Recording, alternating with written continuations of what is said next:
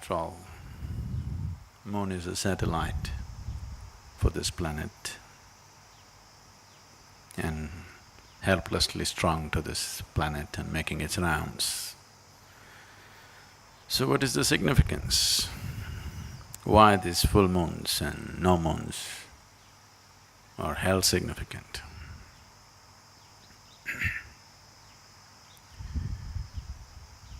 Probably many of you know that you may not know, I hope you do not know this by experience. You should know that if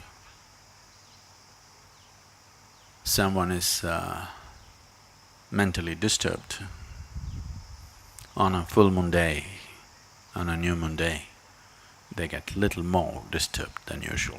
You're aware of this? Happens to you?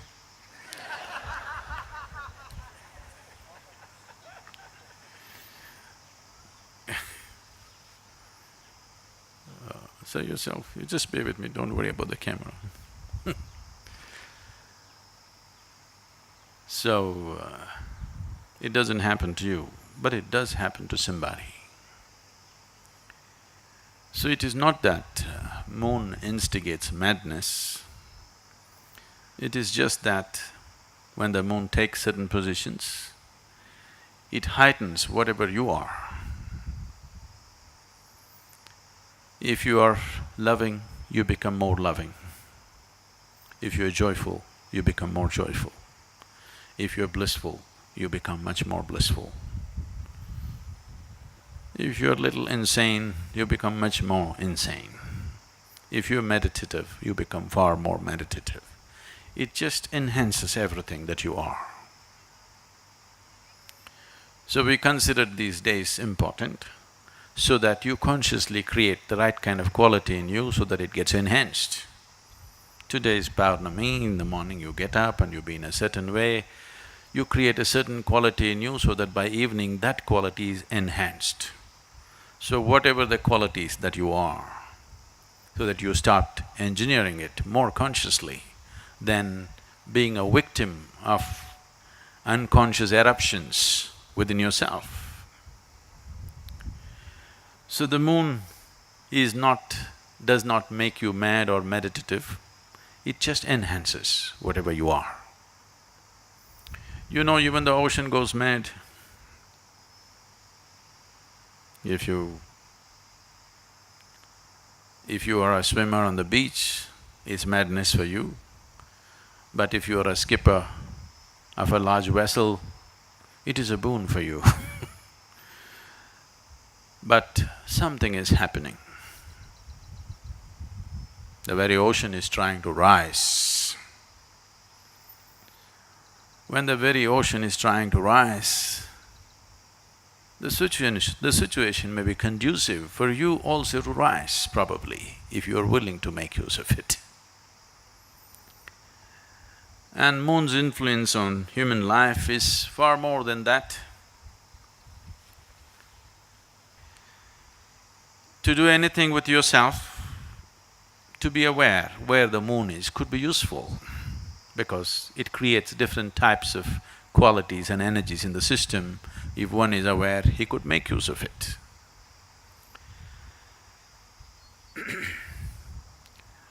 In English language, moon is lunar.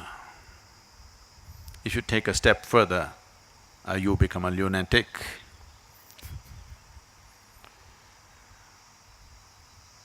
So generally, the influence of the moon is considered illogical.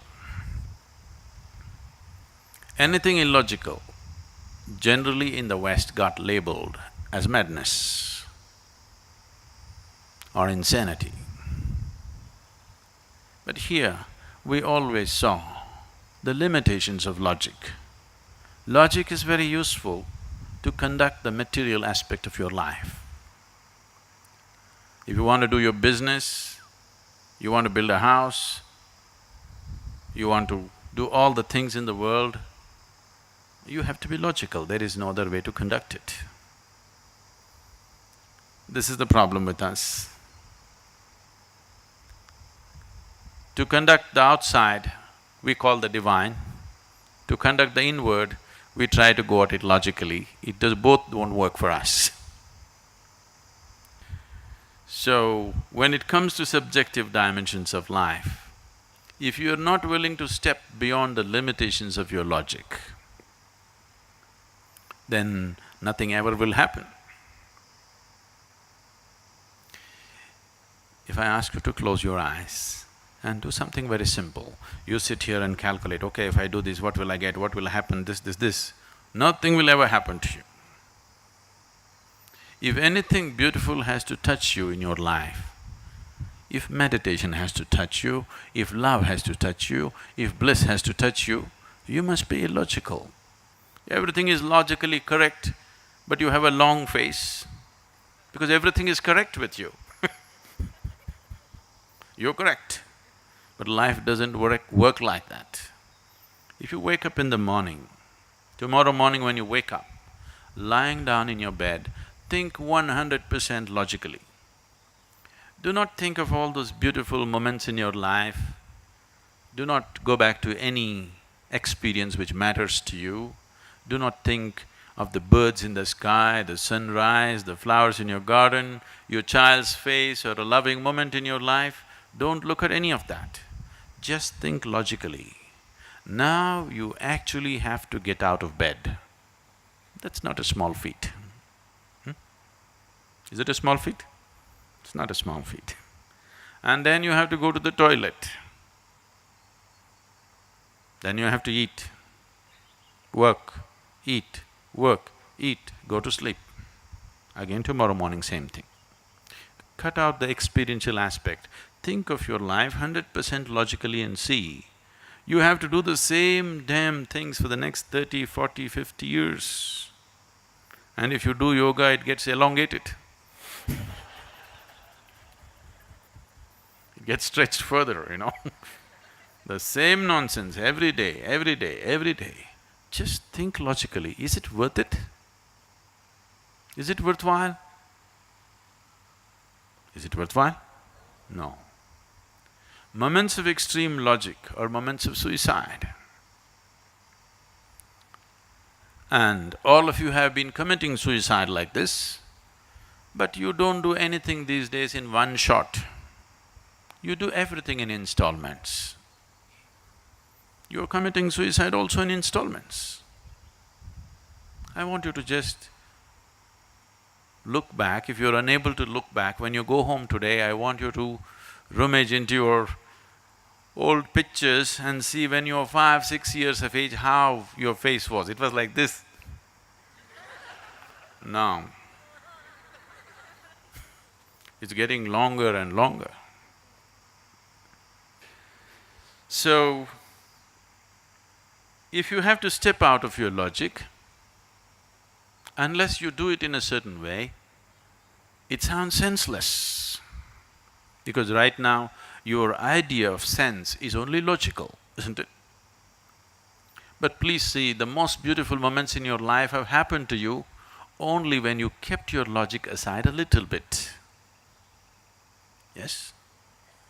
Logically examine your love affair and see, it'll be the most stupid thing you can do. Really. Yes or no? Maybe it's the most beautiful thing in your life, but logically dissect your love affair and look at it, it is the most idiotic thing you can do. But it might have become the most beautiful experience in your life. So the logical dimension of life and the experiential possibility of who you are diametrically opposite. So in yoga, we look at you as two aspects, the sun and the moon. You've seen the symbolism? You've heard of the word hatha, hatha yoga? Hatha means ha, means sun, tha means moon. So these are the two dimensions. There are various symbolisms for this. You have seen Shiva being represented as half man, half woman, all these things to suggest there is a logical dimension to you and there's a dimension beyond that. If you do not explore both, you will be an incomplete human being. or you will be only half alive. So when we say a spiritual process or yoga or whatever, what we're looking at is how to become a full-fledged life process, not a half-life process. Just the body is alive, that's not good enough. Everything in you should be aflame. Only then you will see whether something is happening or nothing is happening, it's worth being here. If you sit here, it's worth being here. If you open your eyes, it's worth being here. If you close your eyes, it's worth being here. Otherwise, whatever is happening, it's not worth being here, simply because only a part of you is alive, the other part is yet to come alive. So the moon, today being a full moon, the clouds are hiding it, but don't worry. Whether you can see it or not, the influence of the moon is very much there. Because on a no moon day or a new moon day, the influence of the moon is far more than on the full moon day. So whether you perceive something or do not perceive something is not the issue, the influence is anyway there. There is a logical element to you which helps you to handle the material well.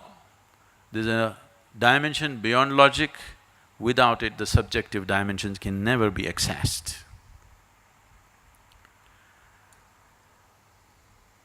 The moon is a symbolic representation of that dimension.